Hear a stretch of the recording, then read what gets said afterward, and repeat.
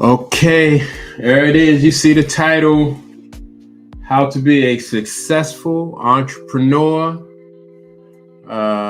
Getting ready to start here. But you see the title, like I said, it's about how to be a successful entrepreneur, what they don't teach you in school. And I'm ready to get started. Lord, let's take this music out of here.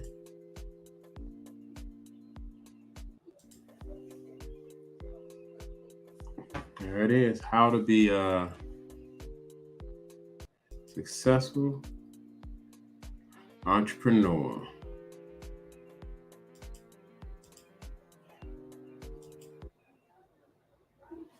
All right.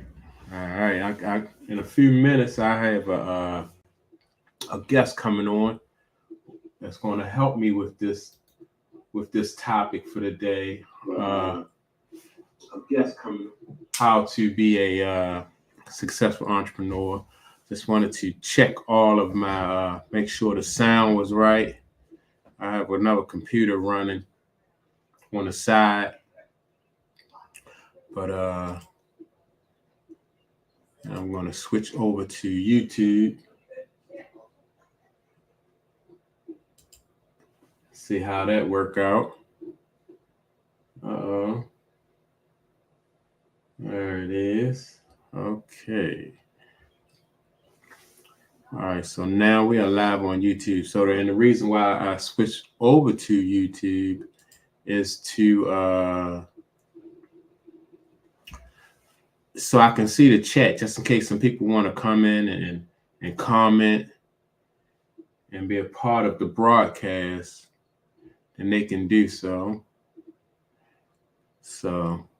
So far we don't have anybody in the chat, but okay, I'm gonna go ahead and get started, and if my guest shows up, then we'll be able to he'll be able to participate.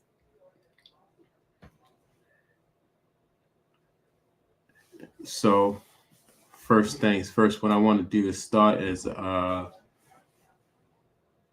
get on the topic of what they don't teach you in school as far as being an entrepreneur. But before I even start that, I just wanted to say that the thing about that is I'm not saying that like school is responsible for everything. I mean, it is what it is, especially with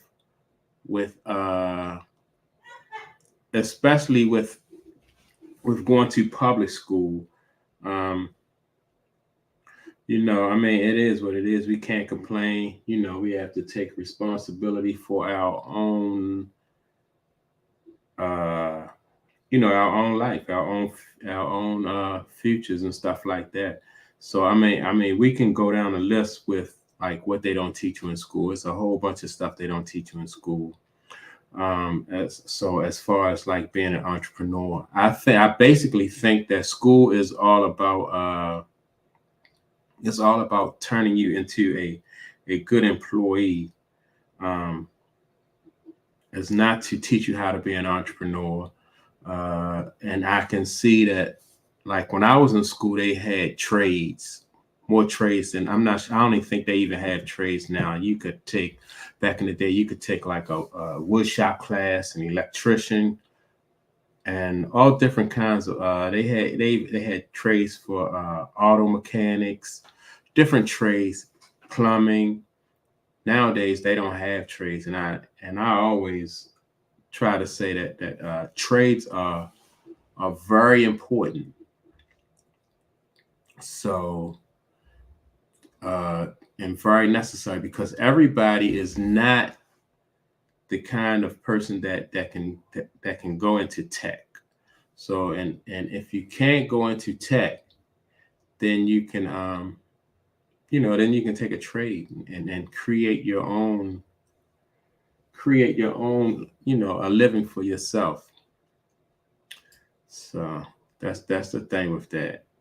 And some of the things that they don't teach you in school are like I said, like some of the trades that I just mentioned, you won't get things about like how to be an entrepreneur, how to run a business.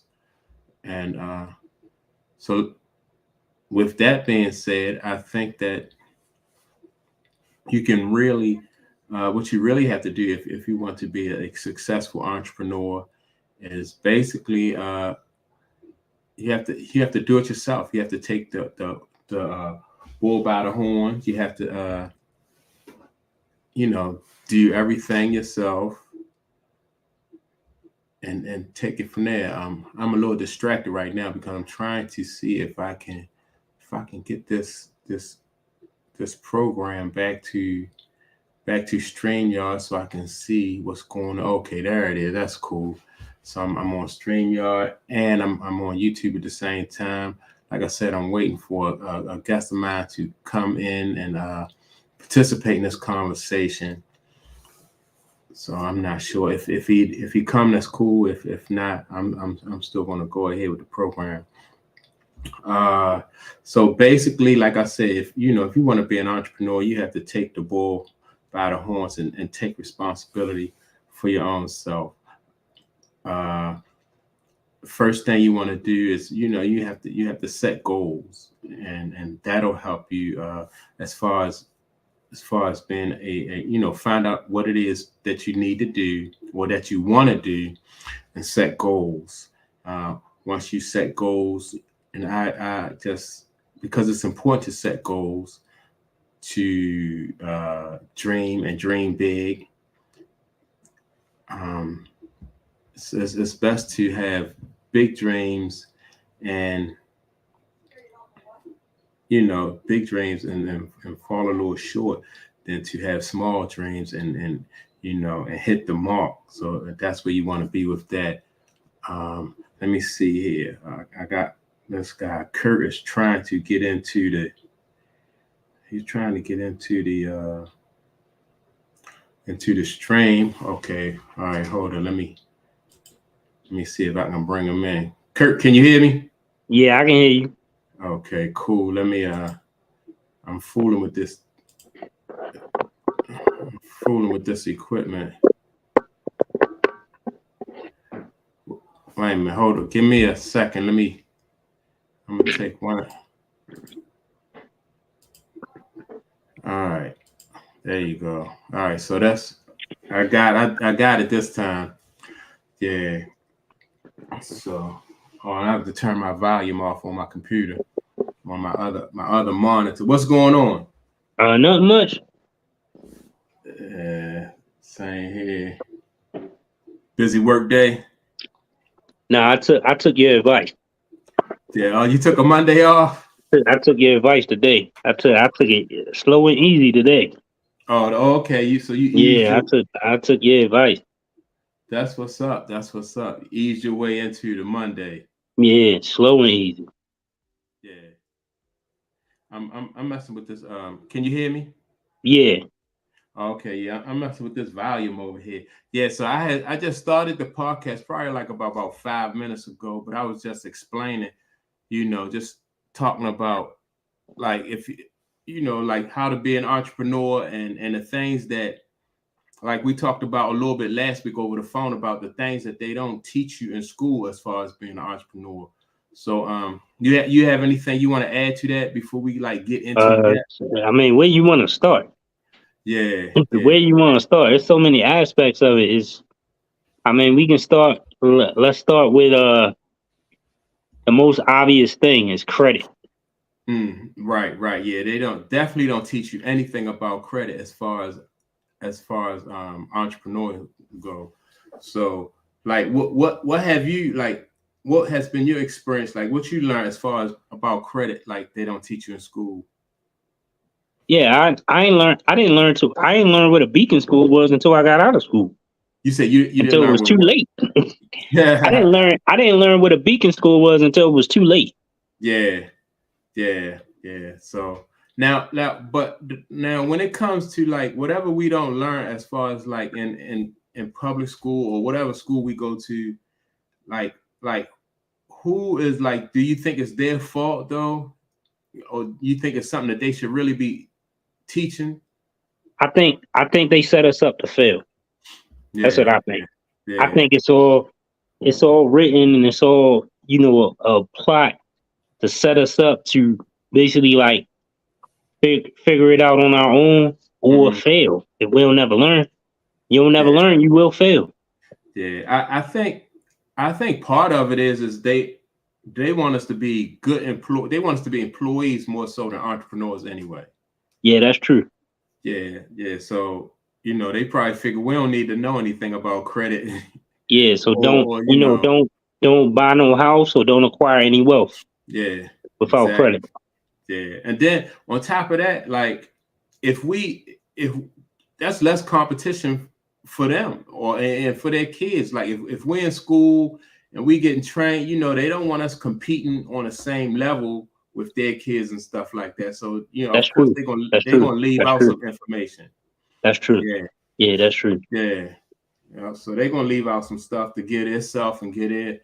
Their kids a competitive advantage when it comes to credit. On what else? Like, I mean, we can name we saying they, but they already have a competitive advantage with their kids with the whole authorized user program that most people don't even know about. Didn't even know it existed. Yeah. Like if my mother would have added me to one of her credit cards when I was 12 years old, I would have had an 800 credit score if she would have maintained it the right way by the time I was 18. Yeah, and that's what they do. That's what they're doing for their kids. Yeah. I mean, I definitely didn't know anything about authorized credit, when I was coming up until I don't know, I might have been in my 30s when I found out what authorized credit was, because I never even wanted credit cards. And I still, like, I tried to use... But that's what they teach you. That's what they teach you, not to get them. Yeah. And not to mess with it. That's what our people are taught. You should be able to use it as tools and instruments to help you if used the right way. Yeah. You definitely, when it comes to credit cards, you definitely have to know how to use them and use them the right way, so you don't dig yourself too much of a hole far as running up credit and stuff like that. Because I know, a lot of times college students, when you go to college, they give you credit cards. They just handing them out like water. So you can use it, So you can use it and get yourself into debt. Yeah. And so that's why I say, like a lot of it is when it comes to us in our community, like we don't find things out. And we don't even have, a lot of times we don't have access to like mentors or people who know about this kind of stuff. So it's well, our community, most of our communities that don't share, don't tell. So a lot of people don't spread the info because they so scared that somebody else gonna take it and take it further than you did. So we definitely in the don't share, don't tell type of community. Yeah. So like now how has, like, with credit and stuff like that, how do you use credit with your business? Oh, that's how I buy equipment. Yeah, that's how I buy equipment. You need credit to get leases on places and buildings. Yeah. I was that's basically how people can tell what type of person you are by your credit profile. So in corporate America, that's basically what they go by. Yeah. Because I know that I buy a lot of my supplies from Sherwin-Williams, and I used to just go down there and pay cash for everything, And one of the guys was like, "Man, why don't you just get just get credit with us?" And I was like, open up an account. Yeah, open up an account, just get credit with us. And I was like, I didn't even know I qualified for. He was like, "Man, all the money that you spending here, because every time I come in the store, I just buy everything I need, and they're loaded into my van, and I just roll out." But then they just extended me a line of credit. I think when I started out, I think it was like about $1,000 or so like that. They just extended me. By you paying cash for all that stuff, nobody knew, no record of it. Nope. They can very well say, "Nah, we never seen him before in my life." Yeah. And like you said, no record of it, so it don't go towards. I couldn't use I them don't. as a reference. It don't go towards helping my score or anything like that. No. So that was a If it wasn't for one of the guys, one of the clerks who worked in the store and just said, man, you need to set up an account with us. So you don't, so I just call into the store, tell them what I need, and they say add it to my account, and they just bill me, at once a month. And so they put you on what they call a net 30, basically. Mm-hmm. Yeah, exactly. So now what else in schools do you think they don't teach us as far as like with business? We can just go down the list. Yeah. Taxes. Oh, that's another taxes. Good one too. But before we get to taxes, they don't teach you how to register a business, like how to obtain an EIN number, how to obtain an LLC. Mm-hmm. What is the benefits of having an LLC? They don't teach you any of that. Yeah. That's true too. Yeah. Like I said, none of this stuff until I actually started the process of, start my own business. I didn't know what any of this stuff was. It's just like, learn as you earn, for real, as you go along. So yeah, because I remember when I first opened I first started my carpet cleaning company. That's when I way back in 2003. That's when I found out about a tax EIN number. And back then I think, well, how did I get it? I think now you can like go online and apply for it, but I called in and they gave me one. Yeah, now you can get it right on the website. For free. Yeah. For free. Yeah. So yeah, that's another thing. You have to get your credit, your tax credit number, because you definitely don't want to use your social security number for your business. No, you don't. Yeah. So and you want to keep your business a separate entity away from you. Exactly. Yeah. So that's another thing they don't tell you about the business credit, separating it from the business credit, like how your business EIN is like your social security number for your business. Right. Yeah. And the LLC, nobody talked to you about LLC. I don't tell you about that. Yeah. I think if like this information, if they was to teach you this stuff, at least in high school, about this kind of stuff, I think it'll give people a better chance to be successful in their business. It'll give them choices. Mm-hmm. Like now, it's like they don't the way the curriculum is set up. They don't give you a choice. They just wants to push you in there as an employee. Yeah. Push you into the world as an employee. Yeah, like I said, they don't think you're gonna need no EIN number. Nah, if you're working, you're gonna be working for somebody. So that's another thing. So yeah, so I'm thinking that but once people get started in business and they realize that how much that they don't know, I think that you got to set goals and objectives, and you got to do some research. You got to do some research, or maybe try to find a mentor, somebody who can help you out. You definitely gotta, it's good to have a mentor if you can find a mentor. If you can find one. Right. Most of the time, I don't know how it is in your field, but is it any dudes in your field that's giving up game? It's hard. It's hard. It's hard. Know what? The way I got into tub and towel refinishing, a friend of mine, I was doing carpet cleaning, and he was doing tub and towel refinishing for another company, and I just so happened was cleaning the carpets at an apartment. He was great, come in and refinish the tub, and I was like, we got to talking, and he was telling me that if he was like, well, why don't we just team up and start? You'll do the carpets and I'll do the tubs for different apartment complexes, because he knew that I knew a lot of property managers, and I was like, yeah, we could do that. And he showed me how to do tubs, but yeah, you're right. I mean, as far as and then once he showed me how to do tubs, I was on my own, because then he decided he didn't want to do the business. So, if I made a mistake or anything, then I didn't have somebody who I can call and say, well, how do I fix this, or how do I that was on you. Yeah. That was So on you. so I had to find out, I had to do some research. Or, I used to call back to the company and be like, I'm having this issue, I'm having that issue. How can I correct it? And fortunately enough, those companies were like, well, this is what you do. And, but yeah, it's, ain't no mentors or a lot of times. Not readily available Yeah. for you now. Yeah. Yeah. And it was like that. I'm thinking when I started my carpet cleaning business, it was pretty much the same. Like everything I needed to find out or wanted to find out for carpet cleaning, I had to pretty much just try to do some research, look it up. Yeah. Yeah. I don't know about like when you started your carpet cleaning business, did you have anybody you could like, you can bounce ideas off of or ask? I had one person. I had a friend of mine that did it some years prior, but he moved to another state. So I had him loosely, but basically it was based on my own research. Yeah. Yeah.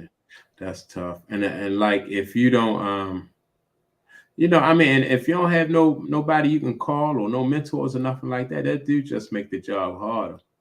It does, but eventually you'll get through it. Yeah. Yeah, And it's that's the just good thing mistakes. Mistakes are costly. Yeah. Yeah, That's the mistakes are thing. costly. Yeah, Yeah, they do. mistakes are costly. Yeah.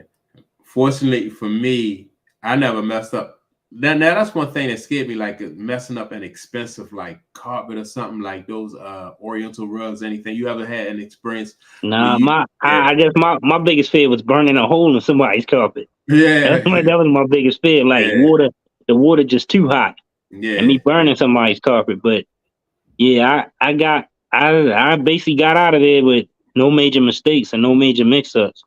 Yeah. Same with me. Let me see. I didn't want to like far as like put a chemical on somebody's carpet that would like fade the color out or Oh yeah, anything that like too. That yeah, too. I was like, That too. whoa, yes, so they tell you just how to oh, you know what? I did have one lady who worked at a carpet cleaning store. Her name was Linda. She worked, and I used to sit in her store and talk to her for like I buy some chemicals and she'd talk to me about all the chemicals and stuff like that. I did have one person who I could talk to, and she was pretty nice. And she used to clean carpets herself on the side because she used to work in a janitorial supply company, and she used to clean carpets, and we used to just sit there and talk about chemicals and what chemicals she used and how to use the chemicals. So yeah, I was able to talk to her, and she gave me a lot of good information. Well, then the guy that used to work on my machine started working on machines, but he used to clean carpets. So I got a lot of tips from him moving forward, and that helped me, be more efficient in cleaning carpets.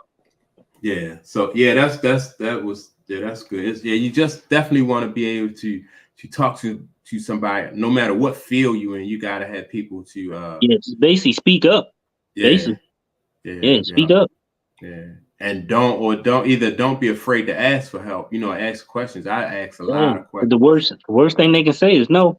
Yeah. Don't be afraid to speak up. Yeah. Because no matter, even the people who I bought my chemicals from, the people who I bought my equipment from, I just ask questions. And that's how you learn, when you ask people questions and stuff like that.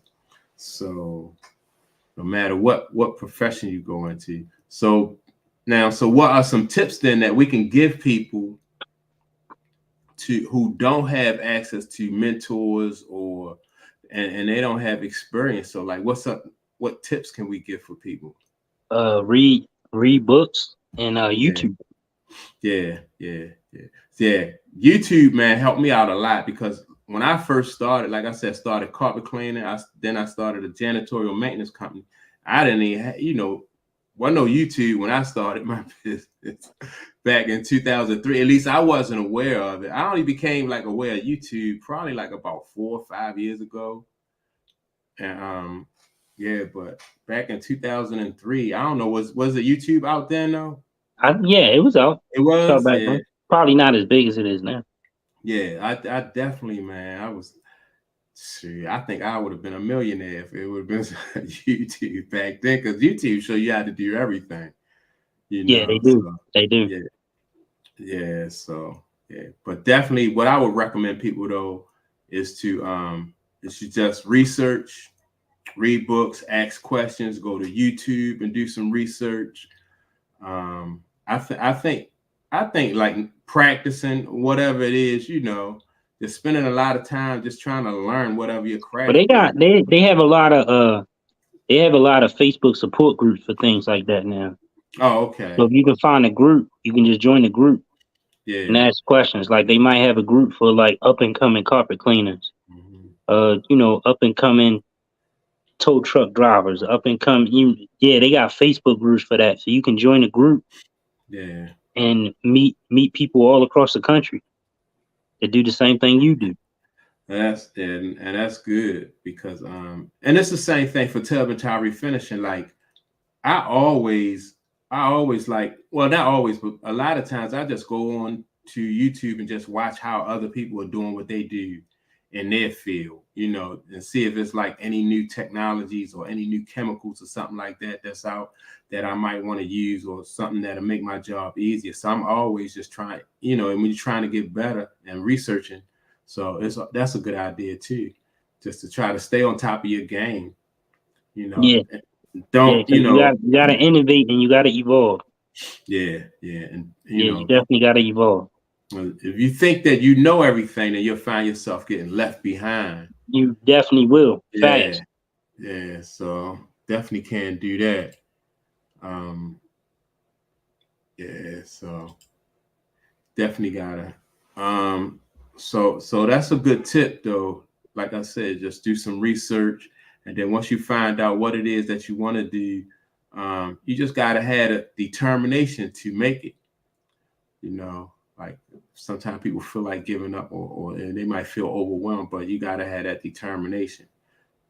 You ever in your business when you first started out, did you ever get to a point where you was like, man, maybe this ain't for me, this ain't gonna work out?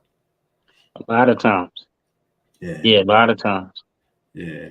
I can recall when I was doing carpets, or any of the businesses that I started. I felt like, I just felt like, I was overwhelmed, especially carpet cleaning.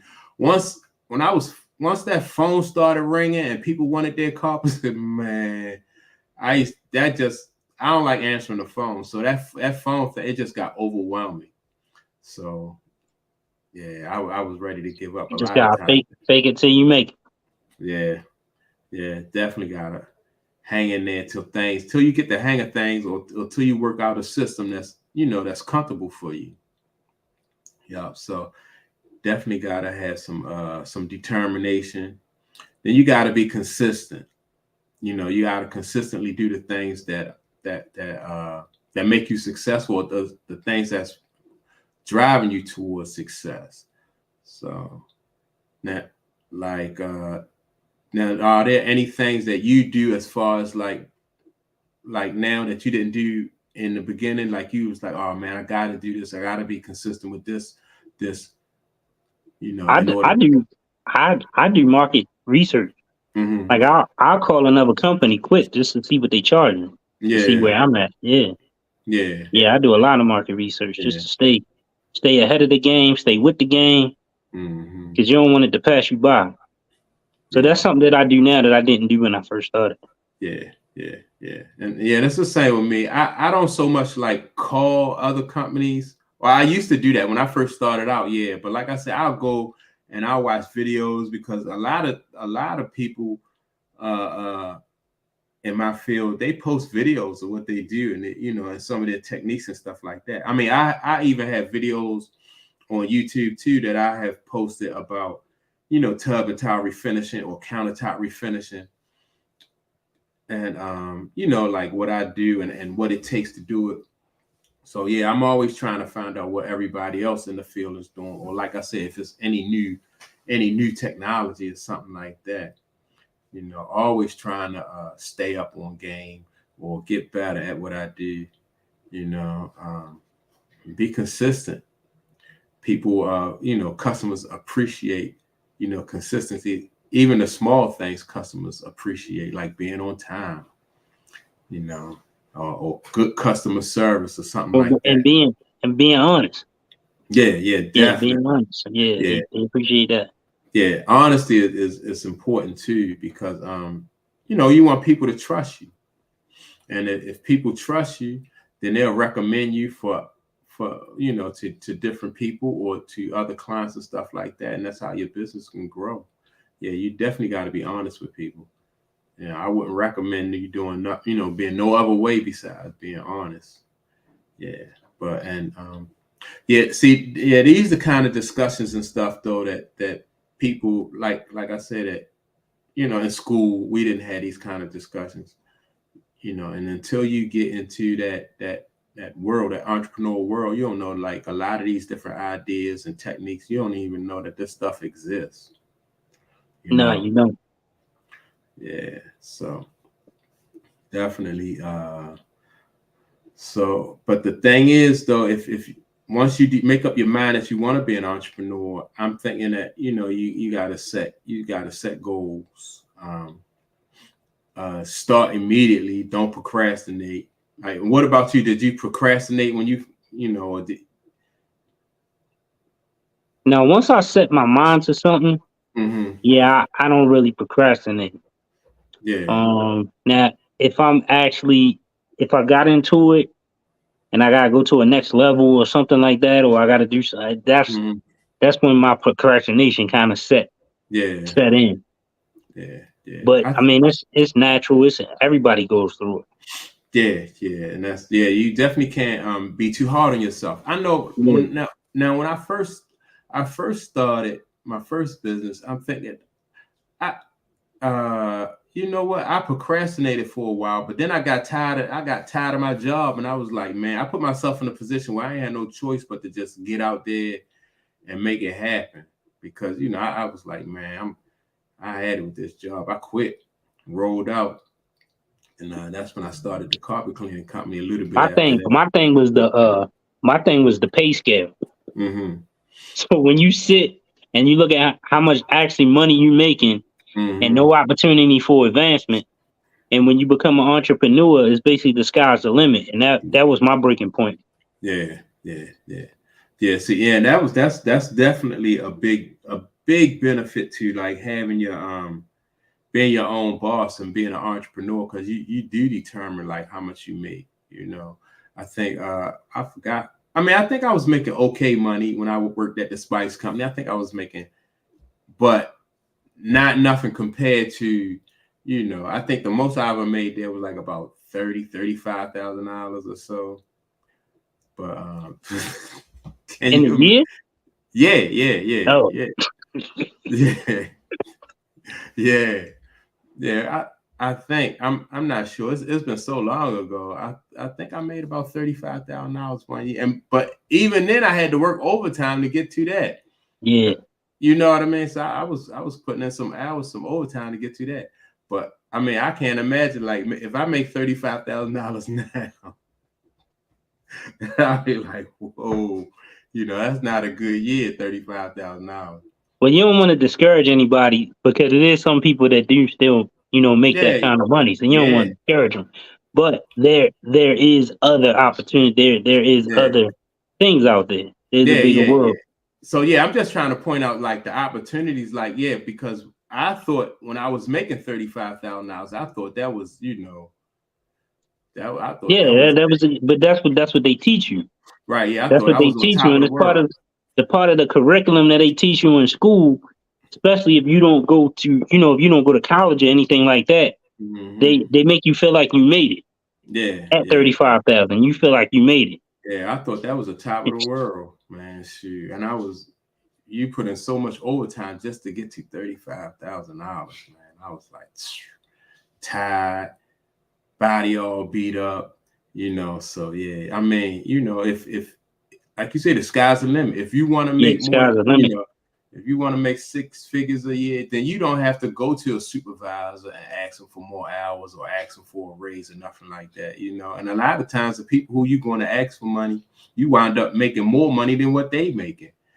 That's true. But when you're an entrepreneur, your raises aren't just as easy as asking somebody or sitting down for evaluation. You definitely gotta basically elevate yourself. You got to give yourself a raise, whether it be more customers, you take on different services. sell different products. Yeah. So it's definitely a constant job. Yeah. Go up on your rates, you know. Yeah, go up on your rates too. You can do that too. Yeah, you can go up on your prices. So it's up to you though, you know, like the amount of money you can make. You know, if you set a goal to make 150 or $200,000 a year, then all you have to do is just get organized or map out a plan to make that amount of money. But you know, it's kind of hard to do that when you're working for somebody else. You know, I don't know how many hours you got to work. It's impossible To get to $200,000 for somebody else, especially in a blue collar type warehouse type you're job. not gonna make it before they do, before the company does. No, definitely. Yeah, the company gotta make that first. Yeah, way before you even sniff that kind of money. So yeah, definitely don't want to discourage nobody though. I'm just pointing out that you can put yourself in a position where you can determine how much you make yourself. I don't have to ask nobody, for a raise. You don't have to ask nobody for a raise. You just have to map out a plan of how you're going to get to that next level. Yeah, that's true. So that's it, But so I say, sometimes that next level, like in my field, that next level is more equipment. And that's when you need the credit. Yeah. That's when it falls back on credit. And exactly how much equipment you willing to buy. Yeah. So now what about like, all right, if you wanted to expand, like what would you do? Like, all right, I know you can get equipment and everything with the credit, and then once you get more equipment, so you're gonna have to take on employees. So you have to have, so to work to operate the equipment. So now you want to be able to, you still need some cash on hand too, though, right? So you can be able to pay your employees. Yeah, because you got to pay your employees even if your money not coming in. You still gotta have like cash reserve to pay them because it's not their fault. They signed up to work for you. It's not their fault. Yeah. So you definitely gotta have cash reserves to pay your employees. You gotta buy equipment. So expansion is not just like a small thing. I mean, it has to be something that you plan for. Right. But it could be done. It could be done. Yeah. And that's also like it's methods to that too. So it's just something that you have to learn. Also, again, you know what I mean? Because if you don't have somebody who has grown a business or who expanded to the level that you want to expand to, then you still gotta, it's also a constant learning process is what I'm trying to say. Yeah, I'm still learning. Yeah, I'm still learning every day. Yeah, me too. Still learning, and that's good advice, though. Just to always be willing to learn. Because the business will pass you by, or something could happen in the business, and you definitely got to be willing to learn and put that work in so you can grow. Yeah. So what about now? As far as like when you have like, what do you think about like people say like the company you keep is important too, like when you're in business? Well, like your friends? Yeah, friends. I mean, anybody that's going to be in your circle. What do you think about? Well, let me ask you this. Mm-hmm. How many of your immediate friends are entrepreneurs? I don't have a lot of friends though, to be honest. But people that I do surround myself with people that have like-minded. Yeah, like-minded goals, but they don't necessarily have to be an entrepreneur. Yeah, because I was gonna say for myself, like I would say probably about maybe 20% or 30% of my friend group is entrepreneurs, but the other 60 to 70 is employees. So it's kind of like I don't know. But that some of them employee stories kind of keep me as an entrepreneur. So you can take it, take the good and take the bad. Yeah. I think it's important though, if you're trying to grow or you're trying to at least, I think if you're trying to grow, you still have to surround yourself with people that, Yeah, people that are smarter than you. Yeah, exactly. Yeah, you People can't be the smartest person in the room. yeah. And you can't be the smartest person in the group. Right. Yeah. Yeah. Because and I do that. I mean, I think I'm getting better at doing that. Like as far as like with this YouTube thing, I have a young lady who she produced the shows. You know, like the Saturday show I do. She produced. She edited. She made the intro music for it and everything like that. Like because it would have took me. I would have never got that stuff done if I had to do the producing and the editing and all that stuff like that.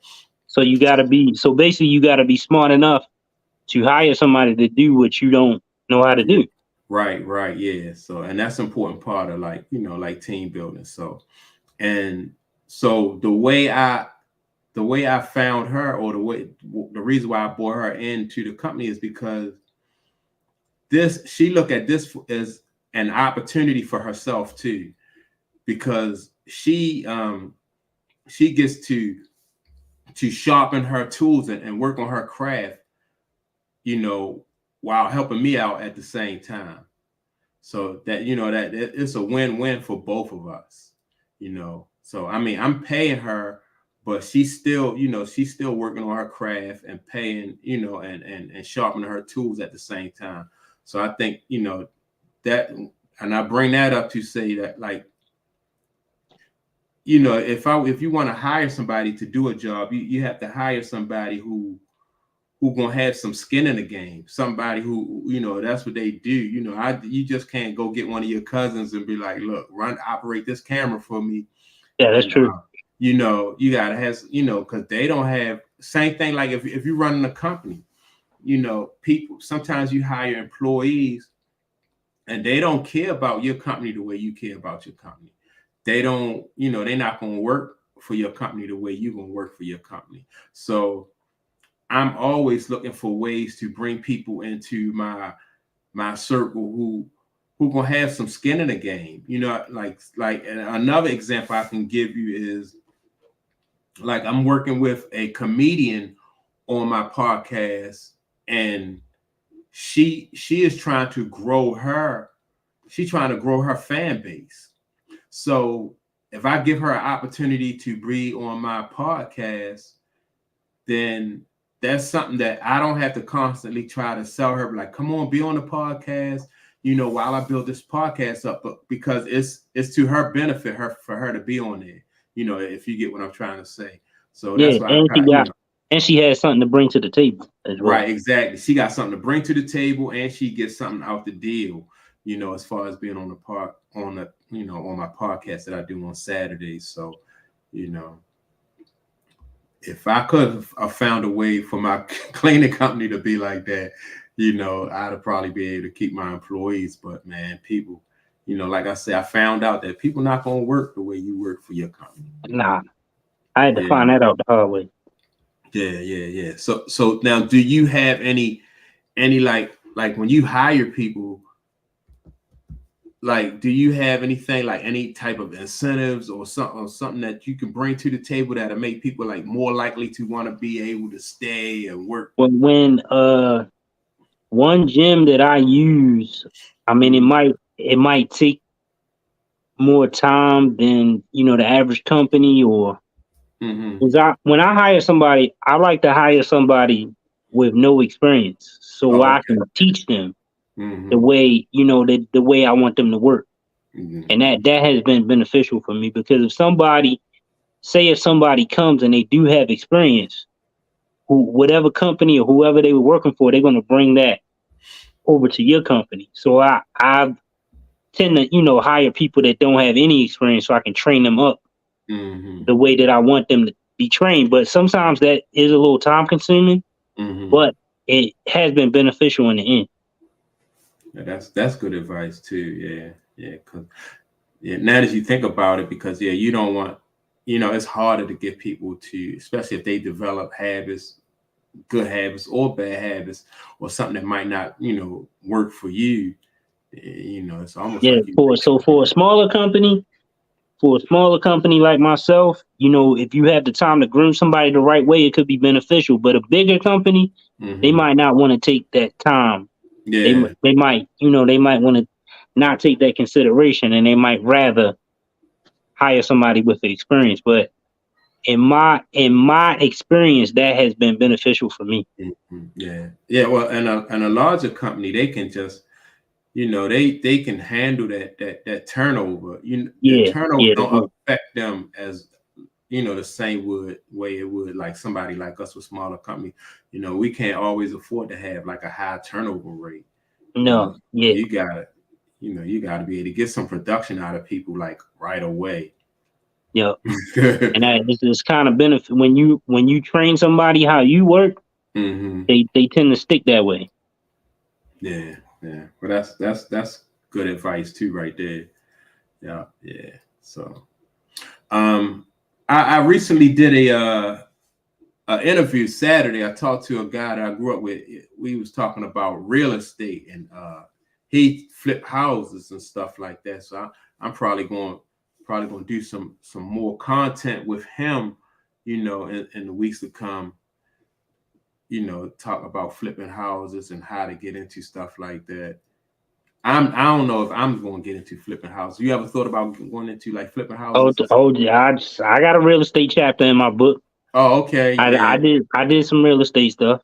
Yeah. So I'm very familiar with it. Oh, okay. So yeah, maybe next Monday I'll have him on and we'll talk about I think Saturday we made a video talking about flipping houses and stuff like that. So we got a little bit into flipping houses, but I want to talk to him some more and see, people will be interested in that kind of information too about flipping houses and stuff like that. But I don't think, from my own experience, I work with a whole lot of contractors, but flipping houses and the real estate business is not always as easy as some of these people. From the outside looking in, no, it's not. Yeah. But it's the most stable business though, because everybody gotta have somewhere to live. So when you look at it like that, everybody needs a home. Right. Yeah, that's true. So when you look at it like that, it's the most stable business you can be in. So I mean, like, so from your experience, like, what are some of the risks then when it comes to like, like getting into that business, the real estate business? Basically the wait time, because everything doesn't happen overnight. So you might buy a house, do the repairs to the house. You still got to sell it. You might want to get tenants. It's just like a wait game. Yeah. Basically like anything else. So it's going to take some patience. Yeah, it takes some patience. Yeah. All right. Yeah, but I think I'm gonna bring him on and talk to him about some real estate stuff, and see if we can put some information out there, for people. Yeah, that'd be good. Yeah. Yeah. So like I said, we spoke about fixing and flipping, but I just want to get some more information out there for the people. But like we were saying, no matter what business you go into, because the fact that we didn't, a lot of these skills that we use now, we didn't get this stuff in school or high school or anything, Yeah, did you in one of your classes, did you learn how to buy a house? No, I definitely Did you know what escrow was when you was in the 12th grade? Nope, definitely didn't know what matter of fact, I didn't even make it to the 12th grade. So maybe they was teaching escrow in the 12th grade. I wasn't there, so I wasn't there, so maybe they was teaching about escrow. But yeah, you definitely, did you go to public schools? Yeah, I did. You went to public school? Yeah, I went to public school. I went to Northern High School, Northeast Baltimore. But yeah, man, it wasn't no they ain't teach about no escrow or nothing about no real estate in there. But I don't know if I'm not knocking them or complaining or nothing. I mean, it is, it is what it is. When you get out here, you feel, you realize that you know, a lot of stuff they could have told us about that they didn't tell us about in high school. But it's in the end, it's gonna come down to what we make it, you know, basically. So that's why, you know, I think it's good that we put this information out here for you basically can't use that as an excuse. right. You still gotta get the information. Yeah. So Yeah, still gotta get the information. and that's why, you know, I think it's good that we do these kind of videos just to let people know that, you know, even though you felt like, you know, they should have told you, or they could have told you, that you still got to take responsibility and get out here, get a plan, try to get a mentor. If you can't get a mentor, do some research, ask plenty of questions, and just get on your grind. You know, definitely got to, you know, get on your grind and make it happen for yourself. You know, don't let nobody stop you from eating. You know, let nobody stop you from eating. If you want to live and survive out here, man, you got to be able or willing to work and to learn. You know, so that's you know what the most thing I could think of is just to be disciplined, have some self-control, some determination, and you got to be consistent with it. You know, get out here and learn. Earn while you learn. No, learn while you earn. Yeah, either one. Yeah. Learn while you earn, or earn one of them. Yeah, but so yeah, so you say you started out slow today with your work week. Yeah, I took your advice from last week. Yeah, man. Yeah. I like to just work my way into the week slow. Like today, Monday, I didn't do too much. You know, just a couple jobs. Came home early, took a nap, and that was it. Yeah, but I'm definitely not into, you know. Now tomorrow I'll pick it up. What's tomorrow? Tuesday I'll pick it up. Wednesday I'll pick it up. Then Thursday, you know. But Friday I'm winding down again, getting ready for, you know, for the weekend. Again, yeah. That's my pattern. That's my pattern. Yeah. I don't even know what tomorrow holds for me yet. So yeah, it's gonna be a surprise. Yeah, it's definitely gonna be a surprise. So what you got to do? Like just get everything, like get your schedule organized for the next day. What are you talking about today? What I did today? Yeah. This evening. So once we get off of this podcast, you'll be getting your schedule ready for tomorrow. Yeah, my to-do list. Yeah. So I'll make up my to-do list for tomorrow. Yeah, now, I'm gonna do the same thing. I'm probably going probably work out a little bit, to, you know, go downstairs in the gym, work out, and then come back upstairs and get my schedule ready for tomorrow. And that'll be about it. But yeah. So anything else you want to add before we get out of here?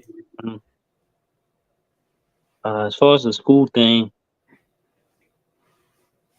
I'm trying to make sure I touched on everything.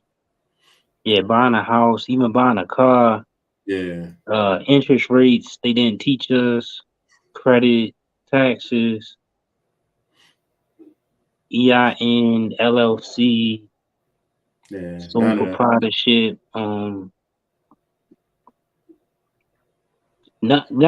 think we touched everything. Yeah. I think we touched just about everything.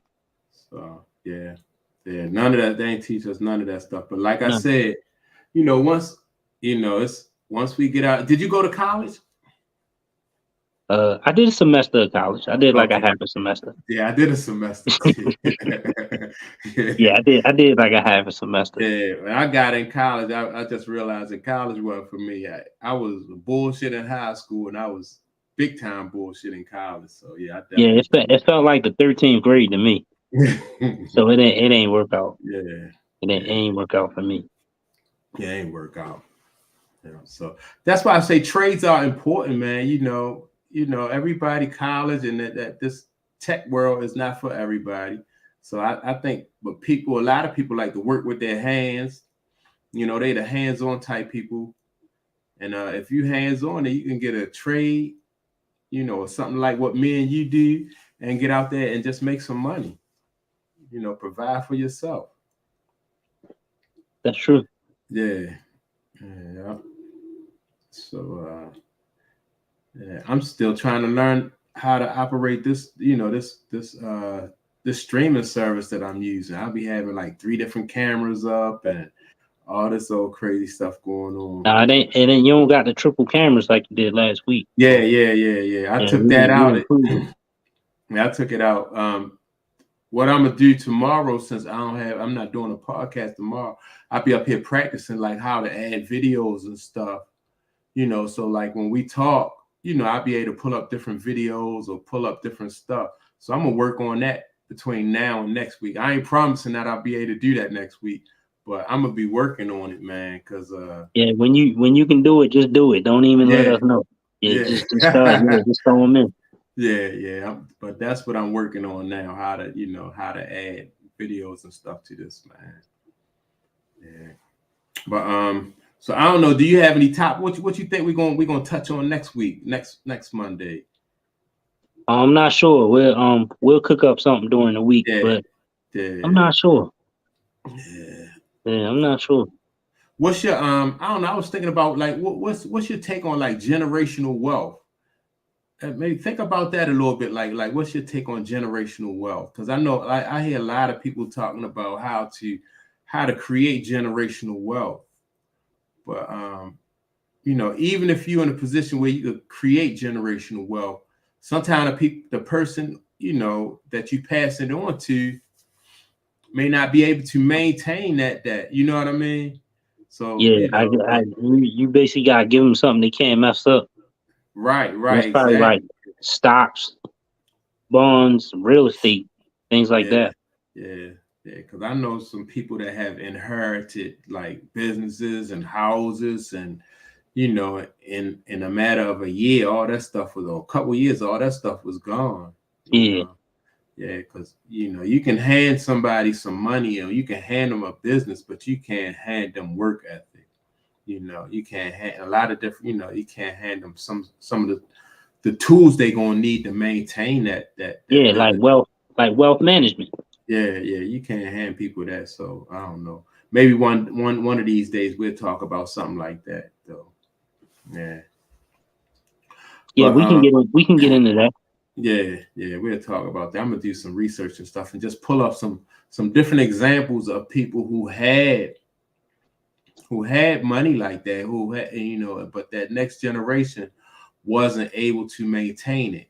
And then I want to talk about, because look, is it a difference between like our community and then, you know what I mean, like other people community, like when it comes to being able to maintain that wealth? Because sometimes like let me give you a prime example. Like, for instance, I read the book about Madam C.J. Walker. And you know about what she did in the empire and stuff, and she created. So Madam C.J. Walker had a daughter that she had adopted. I think her name was May or something like that. And when Madam C.J. Walker, I think she died before she might have been her early 50s or something like that. It's been a while since I read the book. But her daughter inherited that business. And she didn't have Madam C.J. Walker's work ethic, or her daughter was more of a socialite than she was a businesswoman.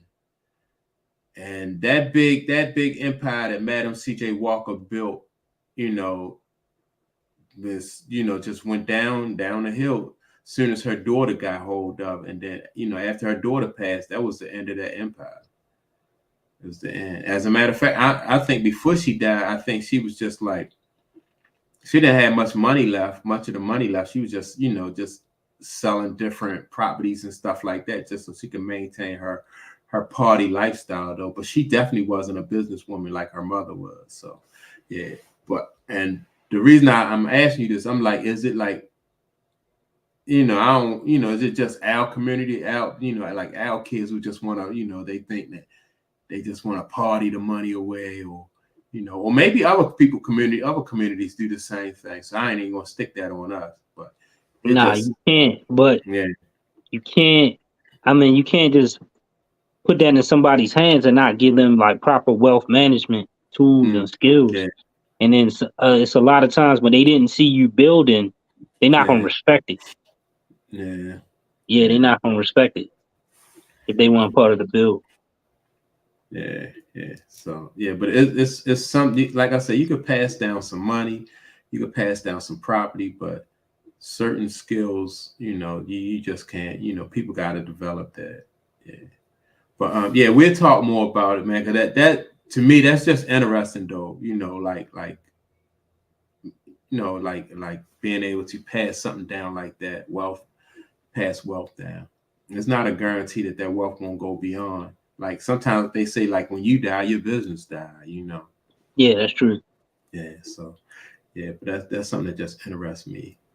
But yeah, man, I appreciate you coming on and shooting the breeze with me and talking about the business and everything.